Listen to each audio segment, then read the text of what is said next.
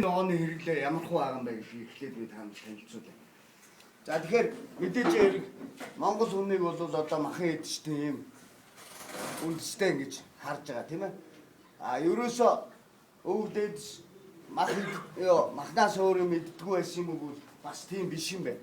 Ер нь судлаад үзэхэд бол энэ монголчууд бол сүү цагаан идэ одоо ялангуяа зуны сайхан үлрэлт сүү цагаан идэгээ хүчтэй иддэг.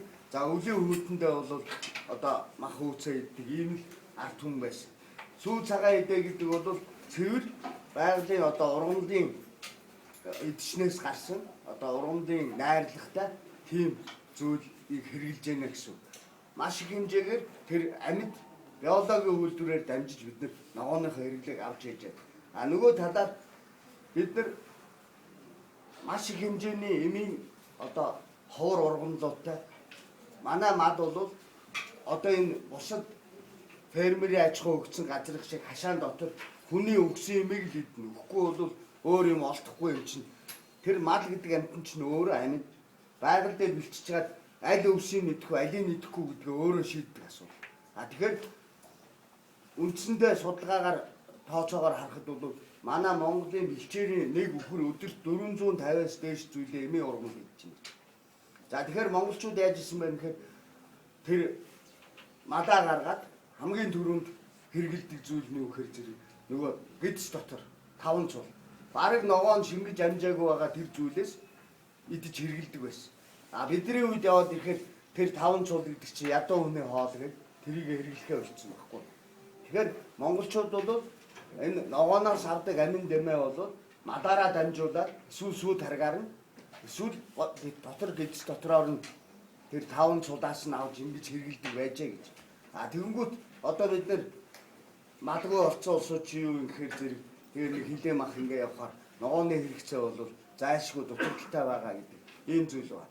За яг өнөөдрийн байдлаар энэ дэлхийн үндэстнүүдийн ногоо хэрэгэлдэг байдлын энэ нэгдсэн үндэсний байгууллагын хөдөө аж ахуйн байгууллага ФАО гэдэг.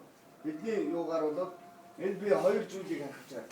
За хятад хүн бол жилд нэг 350 кг орчим ногоо идэх юм байна гэж. Монгол хүн бид нэр харагдж байна да. Нэг 35 орчим кг. Хэд дахин 10 дахин дутуу ногоо хэрэгжилж байна гэсэн.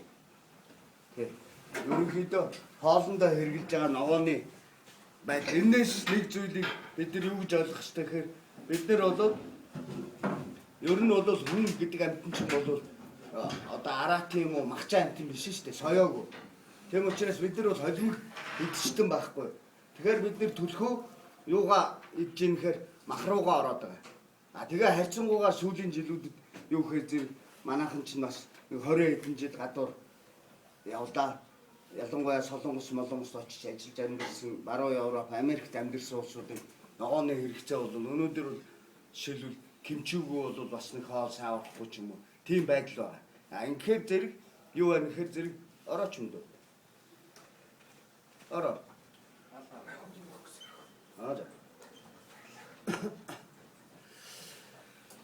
Ногооны хэрэгцээ шаардлага бол зайлшгүй байгаа. Ялангуяа өсөж өндийж байгаа бидний үр хүүхдүүд бол ногооны хэрэгцээ байгаа гэж.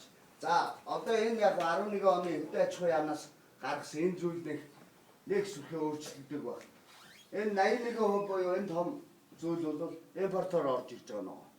19% нь дотоодоо үйлдвэрлэж байна. Нийт хэрэгцээнийхээ гэж.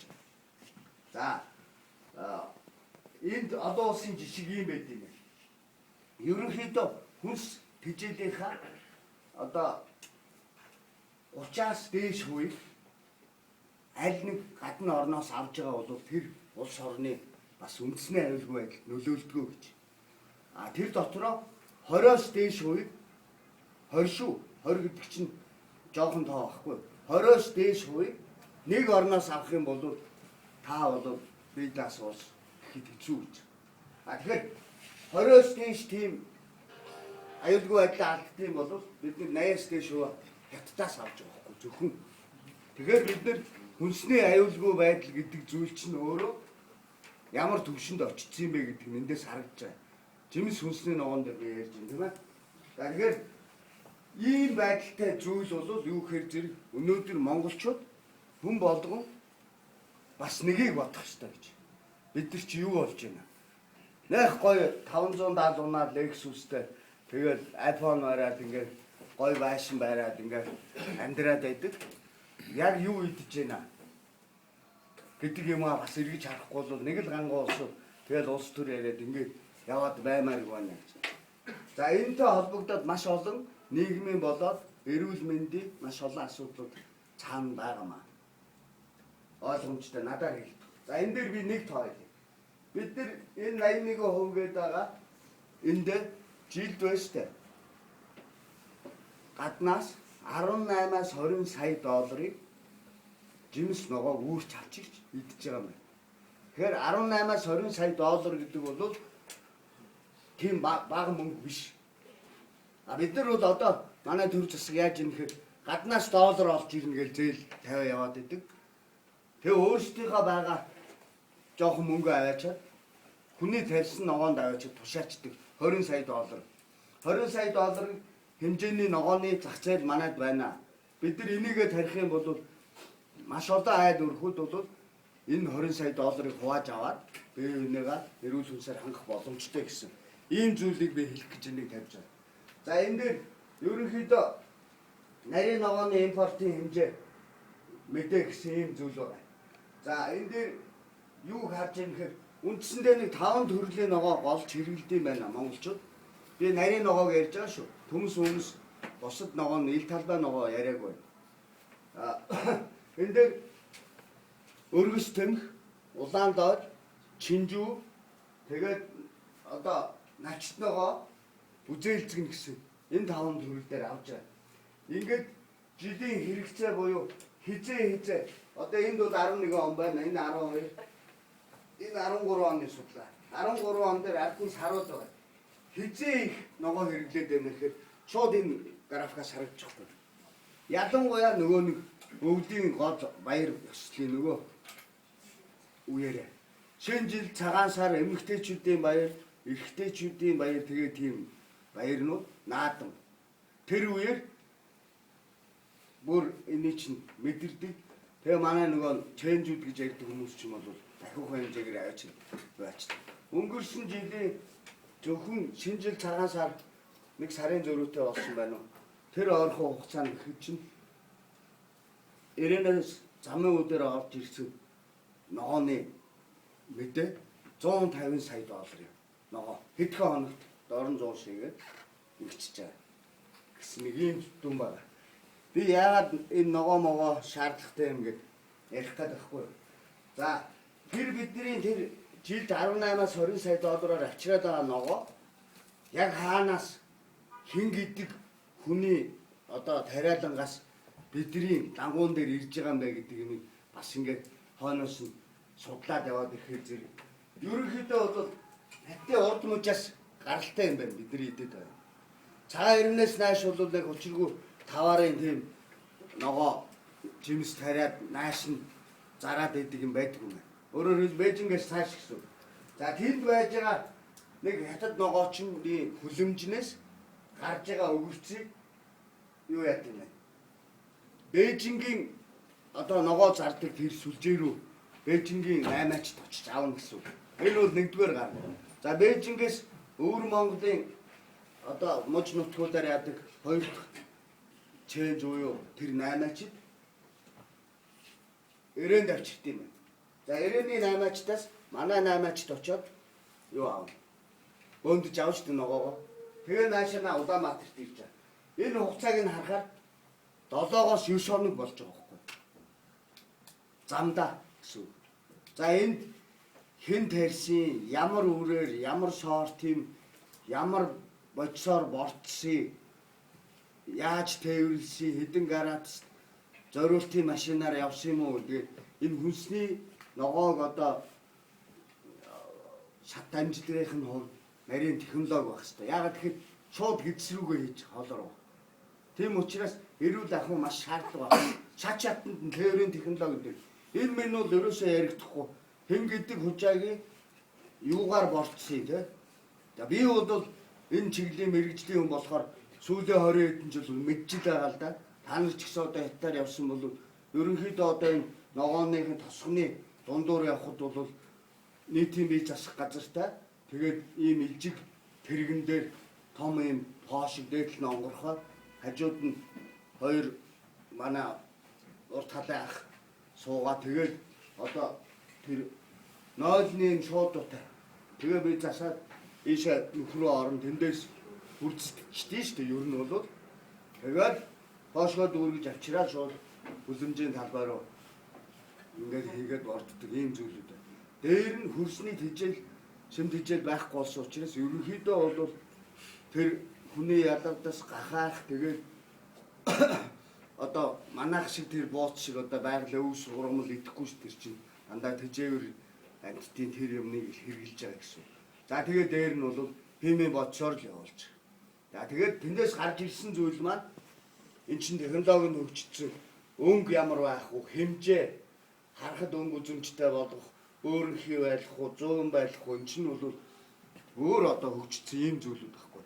За ийм юмыг бид нар бол гарал үүсэл гэж хэлэх гээд байна. Энэ мэдэгдэхгүй 7-оос 9 хоногийн дараа Улаанбаатарт иржээ гэж. За би яагаад хугацаа яриад байна гэхээр ерөөсөө жимс хүнсний ногоо байгалийнхаа хуулиар энд чинь байгальд өөрөө хуультай юм байгаа шүү дээ. Бусад одоо олон энэ парламент янз бүрийн юм 1000 хууль гаргаад энэ чинь суур хууль байгаль байхгүй юу? Тий. А хэрвээ их мундаг одоо ухаантай парламент одоо манай 76 эднэр бол үнэхэрийн төвөл зудыг болиулчих хэрэгтэй тий. Хууль гаргаа шийдчихдэг бол одоо юу гэдэг бороо оруулах хэрэгтэй ч гэх юм. А тэрийг үл хэн ч өөрчилж чадахгүй учраас бидний суур хууль бол байгалаа л даах хэрэгтэй. А тэгэхээр байгалаасаа энэ жимс ногоо гэдэг юм яа гэхээр зэрэг өөрөө үр төлөө үлдээж байгаа энэ ч амьд. А тэгэхээр тэр үр төлөө үлдээх тэр хугацаа нэг богинохон байдаг. Жимс боловсрлоо дотор нь өрн суун гадна талын махан бие гадны одоо тэрийг өөрөө байгаль зохицуулсан. Тэрийг идэж тэргээр хоолдог одоо вирус бактериуд тэр жимсэн дээр одоо тэр чинь өөрөө өнгөтэй, үнэртэй, амттай юм байхгүй. Тэнд маш урт хугацаанд махан бие дуусгаа тэр дотор өрн боожж жаад тэгээ өрн газар унах хэрэгтэй байхгүй. Тэгэхээр ерөөсөө жимс хүнсний ногоо шинээр нь хэрэглэх ёстой юм. Тэм учраас одоо бол бид нэр тэгээ хооч ирсэн. 7-оос 9 10 хонцсон зориултын температур гараац барайгүй юм зүйл. Яагаад тэгвэл тэр тийм хугацаанд явж ирсэн ногоо өнөөдөр манай энэ зах дээр тийм ээ ингээд алтханаад гой өнгөтэй уулдаа энэ алим ингээд алтханаад бас талчураар харчаад юм. Тэрий чинь бас технологи биш тэр чи юмаа зарах гэж байгаа юм чинь юу гэхээр тэр нь зориулсан нөгөөдхийг муутахгүй бодис байна те. Гадуур нь чиг юм алддаггүй бүрхүүл байна. Одоо бүр шүршдэг гоё юм лааны тос гарсан шүү дээ. Тэргээр шүршээ сайхан. Тэгээд даавуугаар арчингууд халтгнаал ингээд. Тэрийг монголчууд бид нар жимс хэрглэж одоо тийм дадад зурсан тийм зүйлгүй. Одоо зүгээр алим гэдэг нэг л нэр байгаа байхгүй. А тэгэхэд жимс иддэг газар чинь бол алим гэдэг ерөнхий нэрээр ярих юм бол ойлгохгүй. Чин дотроо хятад ихэд гогон могон гэргээ явчихж байгаа. Ногоон нөөрөнгөтэй улаан амтнаасаа болон шүүслэгээсээ болно. Тэгэхээр тийм байдлаар хүний бодлогоор бизнесийн зорилгоор тэр хүнсний зүйлийг хатаахгүйгээр ийм удаан хугацаанд тээвэрлэгдэж орж ирж байна. Дотор нь шибризээр шахтагч юм байна. За тэрийг хүн идэх юм бол ерөнхийдөө одоо эрүүл мэндийн хувьд бол идэхшгүй юм хор идэж байгаа л гэсэн. А тэгэхээр бидний үр хүүхдүүд тэрийг угаахгүй шууд идэж байна гэдэг чинь бол ямар цаг хугацааны дараа ямар өвчин зовлон үүсэх вэ гэдэг ийм зүйлийг л бид бодох хэрэгтэй юм аа л гэж ярих гэдэг.